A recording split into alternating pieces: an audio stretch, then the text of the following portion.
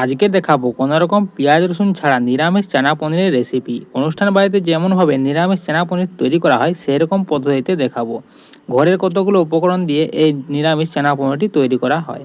তো ভিডিওটি দেখতে থাকো প্রথম থেকে শেষ পর্যন্ত। ভিডিওটি যদি ভালো লাগে ভিডিওটিকে লাইক, চ্যানেলটিকে সাবস্ক্রাইব করে দেবে। তো তার জন্য প্রথমে কড়াই আমি নিয়ে দিচ্ছি কিছুটা দেশি ঘি। তো তোমরা দেশি ঘিয়ের পরিবর্তে সাদা তেলও ব্যবহার করতে পারো। তো ঘিটিকে ভালো করে গরম করে নিয়েছি, দেখছো এরকম। তো এরপর এখানে দিয়ে দিচ্ছি ছোটো ছোটো করে কেটে রাখা পনিরের টুকরো। তো এখানে ঘিটি বেশি গরম না করলে এই পনিরের টুকরোগুলো কড়াইয়ের গায়ে লেগে যাবে, আর বেশি গরম করলে দেখেছো একটি পনিরও কড়াইয়ের গায়ে লেগে যায়নি। তো এরপর পনিরটি হালকা লাল লাল করে আমি এখানে ভেজে নিচ্ছি। তো দেখছো এখানে পনিরটি লাল লাল করে ভাজা হয়ে গেছে। এরপর এটিকে তুলে রেখে দিচ্ছি। তো তুলে এগুলি লবণ জলের মধ্যে রেখে দিলে পনিরটি সফট থাকে। তো এগুলি তুলে লবণ জলের মধ্যে ডুবিয়ে রেখে দিচ্ছি। এরপরও একই কড়াই দিয়ে দিচ্ছি আরও কিছুটা ঘি। তো ঘিটি গরম হয়ে গেলে এরপর এখানে দিয়ে দিচ্ছি গোটা গরম মশলা। এখানে আমি লং, এলাচ, দারচিনি দিয়ে দিলাম।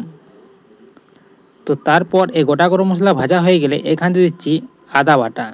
সম্পূর্ণ নিরামিষ করছি তো আমি এখানে আদা বাটা দিয়ে দিলাম। আদাটা কিছুক্ষণ ভেজে নিচ্ছি যাতে আদার কাঁচা গন্ধটা চলে যায়।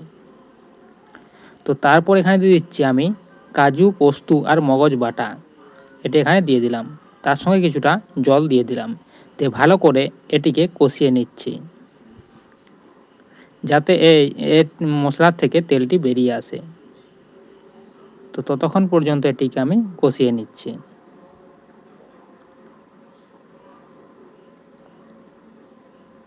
তো এখানে দেখছো এখানে এর থেকে তেল বেরিয়ে এসে মশলার থেকে। এরপর এখানে আরও সামান্য কিছুটা জল দিয়ে দিচ্ছি, দিয়ে এটিকে আরও 2 মিনিট ফুটিয়ে নিচ্ছি। 2 মিনিট ফোটানোর পর এরপর এখানে দিয়ে দেবো মশলা। তো পরিমাণ মতো প্রথমে হলুদ গুঁড়ো দিয়ে দিলাম।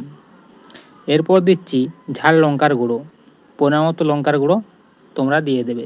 এরপর এখানে দিচ্ছি কাশ্মীর লঙ্কার গুঁড়ো রঙের জন্য, তোমরা এটি নাও দিতে পারো। তো আমি এখানে পরিমাণ মতো কাশ্মীরি লঙ্কা গুঁড়ো দিয়ে দিলাম। এরপর এখানে দেবো জিরে গুঁড়ো আর ধনে গুঁড়ো সামান্য সামান্য পরিমাণ মতো দিয়ে দিচ্ছি। প্রথমে জিরে গুঁড়ো দিয়ে দিলাম, এরপর এখানে দিচ্ছি ধনে গুঁড়ো। এরপর এই মশলাটিকে আরও কিছুক্ষণ কষিয়ে নেব যাতে এর থেকে আরও তেলটি বেরিয়ে আসে। প্রায় 2 থেকে 3 মিনিট কষালে এখানে মশলার থেকে তেল ছেড়ে দেবে। তো দেখছো মশলা কষানো কমপ্লিট। এরপর এখানে আরও কিছুটা জল দিয়ে দিচ্ছি, দিয়ে মশলাটিকে একবার ফুটিয়ে নিচ্ছি। তারপর এখানে দিয়ে দিচ্ছি আমি যে ছোলাটি সেদ্ধ করে রেখেছিলাম। তো ছোলাটিকে আমি 8 থেকে 10 ঘন্টা ভিজিয়ে তারপর লবণ দিয়ে আমি প্রেসার কুকারে এটি সেদ্ধ করে নিয়েছি। 8 থেকে 10টা সিটি দিয়ে দিয়েছিলাম। তো এরপর এই যে ছোলাটি এখানে দিয়ে দিলাম, দিয়ে ভালো করে এটিকে 5 মিনিটের মতো আরও কষিয়ে নেব এই মশলার সঙ্গে। তো তার সঙ্গে কিছুটা জলও দিয়ে দিয়েছি। তো এরপর জলটি যতক্ষণ শুকিয়ে যাচ্ছে ততক্ষণ পর্যন্ত এটিকে কষিয়ে নিচ্ছি, জল শুকানো পর্যন্ত।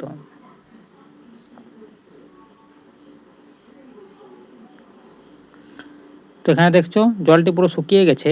এরপর এখানে দিচ্ছি যে পনিরটি ভেজে রেখেছিলাম সেটিও এখানে দিয়ে দিচ্ছি। তো এখানে আমি আগে লবণ দিয়েছিলাম, তার জন্য এখানে আর লবণ দিচ্ছি না, সামান্য এখানে চিনি দিয়ে দেবে। তো ভালো করে এখানে পনিরটি এই ছোলার সঙ্গে ভালো করে মিশিয়ে নিচ্ছি। মেশানো হয়ে গেছে। এরপর এখানে দিয়ে দিচ্ছি পরিমাণ মতো জল, যাতে এই মানে যতটা দরকার ততটা জল এখানে দিয়ে দিচ্ছি যাতে ছোলাগুলি এখানে জলের মধ্যে ডুবে থাকে। তারপর এটিকে আরও 5 মিনিট ফুটিয়ে নিলে আমাদের এখানে তৈরি হয়ে যাবে নিরামিষ চানা পনিরের রেসিপি। তো জল দেওয়ার পর এখানে আমি 5 মিনিট ফুটিয়ে নিচ্ছি।